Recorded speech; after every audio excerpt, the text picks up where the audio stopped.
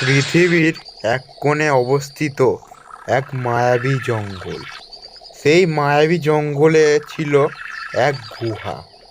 সেই গুহাটি ছিল খুবই মায়াবী।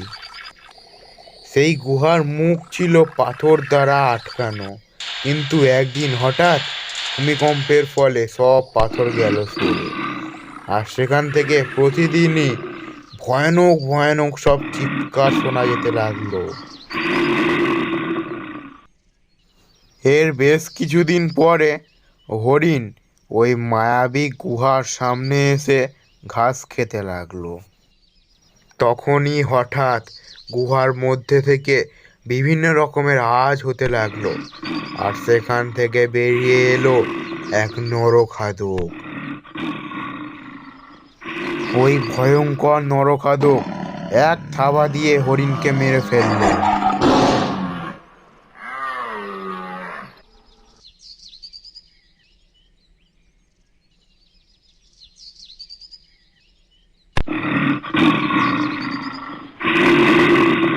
তারপর সেই ভয়ঙ্কর নরখাদক হরিণটিকে দু হাত দিয়ে ছিঁড়ে দু টুকরো করে ফেললো। আর নরখাদক হরিণটিকে খুবই আনন্দের সঙ্গে খেতে লাগলো।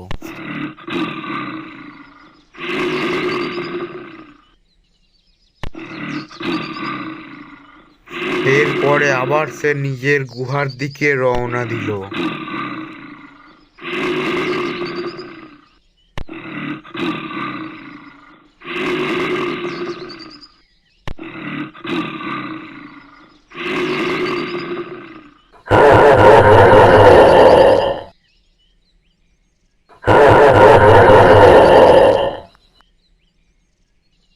আহ, আজ কত আরাম লাগছে। কত বছর যে ওই গুহার মধ্যে আমি বন্দি হয়েছিলাম। না, এখন আমি এই জঙ্গলটিকে নরকে পরিণত করব। সব প্রাণীদেরকে মেরে আমি খেয়ে ফেলব।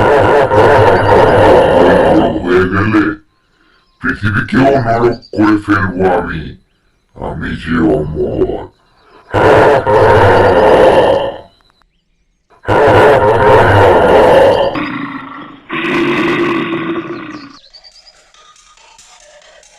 এরপর সে আস্তে আস্তে গভীর গুহার মধ্যে প্রবেশ করে আর অন্ধকারের সঙ্গে তলিয়ে যায়। এমনই চলতে থাকলো। গুহার সামনে থেকে যে পশুই যেত সে তাকেই মেরে ফেলতো, ছোট হোক বা বড়। কেউ নিস্তার পেত না তার কাছ থেকে।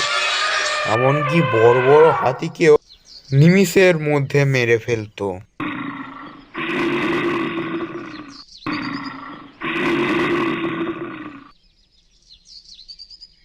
এইভাবে প্রতিদিন জঙ্গলের সব প্রাণীকে নিজে খেলে ও দলের লোকেদের খাওয়ালে তারা সবাই খুব শক্তিশালী হয়ে উঠবে। আর আমরা এই জঙ্গল কেন, এই পুরো পৃথিবীতে রাজত্ব করব। জঙ্গলের সব প্রাণীরাই জেনে গেল যে একটি দানব তাদেরকে মেরে উৎপাত করছে জঙ্গলে। তাই তারা নিজেদের মধ্যে আলোচনা সভা বসালো। কি করা যায় বলো তো গরু ভাই? এভাবেই জঙ্গলে সব প্রাণী মারা যেতে থাকলে জঙ্গল তো শ্মশানে পরিণত হবে, আর ওই দানব তো সব কিছুই খেয়ে ফেলবে। আরে হাতি ভাই, গরু আবার কি বলবে? ও তো একটা গরু, গাধার ভাই মনে হচ্ছে। আরে হাতি ভাই, অতই যখন সমস্যা, তাহলে এই গুহার সামনে দিয়ে আর কাউকে না গেলেই তো হয়। গুহার সামনে যদি কোনো প্রাণী না যায়, তাহলে রাক্ষসটা তাকে খাবেই বা কি করে? আবার একটা ভয়ের ব্যাপার আছে হাতি ভাই, কেউ যদি গুহার সামনে না যায়, তাহলে ও তো জঙ্গলের মধ্যে সবাইকে মেরে ফেলবে। আচ্ছা, ওই দিক যখন অতই ভয়ানক, তাহলে এই মায়াবী গুহার সামনে কেউ না গেলেই তো হয়। দেখাই যাক না রাক্ষসটা আমাদের উপর আক্রমণ করে কি না। তাদের এই আলোচনা শেষ হয়ে গেলে সবাই যে যার বাড়ির দিকে রওনা দেয়। এমনই একদিন বাঘ তার ছেলেকে সারা জঙ্গলের মধ্যে হন্যে হয়ে খুঁজতে লাগলো। কই রে শেরু, শেরু,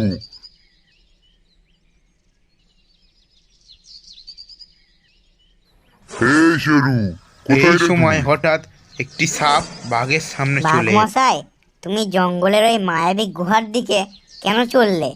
আর তুমি কাকেই বা খুঁজছো? শুনলাম যেন শেরু শেরু বলছো। শেরু কে, তোমার ছেলে না? হ্যাঁ সাপ ভাই, শেরু আমার ছেলে, কিন্তু অনেকক্ষণ হয়ে গেল তাকে আমি খুঁজে পাচ্ছি না, তাই তাকে আমি খুঁজতে বেরিয়েছি। আরে বাঘ মামা, আমি তো ওই থেকে এক্ষুনি ঘুরে আসছি। আমি তো কোনো ছোট বাঘকে দেখতে পাইনি। তুমিও গেলে পাবে না, ওদিকে বেকার যাওয়া।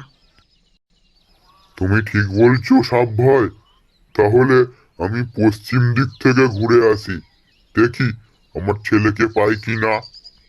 কিন্তু বাঘ মামা, ওদিকে গেলেই যে মৃত্যু। ওদিকে তুমি যেও না বাঘ মামা। ওদিকেই তো সেই দানবের মায়াবী গুহা আছে। তুমি গেলে যদি তোমাকে মেরে ফেলে। কি বললে তুমি? কোথাকার কোন নেগড়ে মারবে আমাকে? আমি নিজে গিয়ে দেখবো ও আমাকে কি করে মারতে পারে। সব কোনো ছোটখাটো সাপের কথা আমি শুনতে পারবো না। আমি চললাম। এই বলে বাঘ সেখান থেকে চলে গেল আর গুহার জন্যে রওনা দিল। যদি গুহায় তার বাচ্চা থাকে। আর গুহার কাছাকাছি এসে সে মনে মনে ভয় পেতে লাগলো। শুনেছি ওই নেগড়ে দানব তো বড় বড় হাতিকেও মেরে ফেলতো। ওর সামনে যেতে ও আমাকে মেরে ফেলে যদি।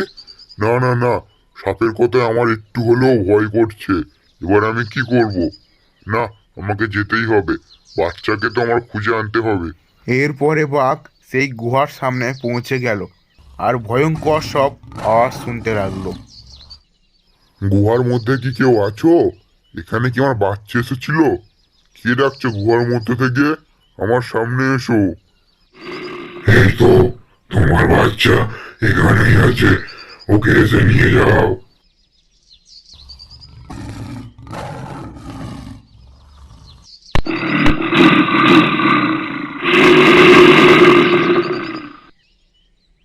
তোমরা কি জানো কালকে বাঘ মামা ওই গুহার সামনে গিয়ে মারা পড়েছে? কি বলছেন সিংহ মশাই? সত্যি তাই হয়েছে? এ তো খুব ভয়ঙ্কর ব্যাপার। তবে চলো গিয়ে ওই গুহার মুখটা পাথর দিয়ে বুঝিয়ে দিই। তাহলেই তো ও আর কাউকে মারতে পারবে না। এরপর তারা শিয়ালের কথা মতো সেই গুহাটি বন্ধ করতে গেল।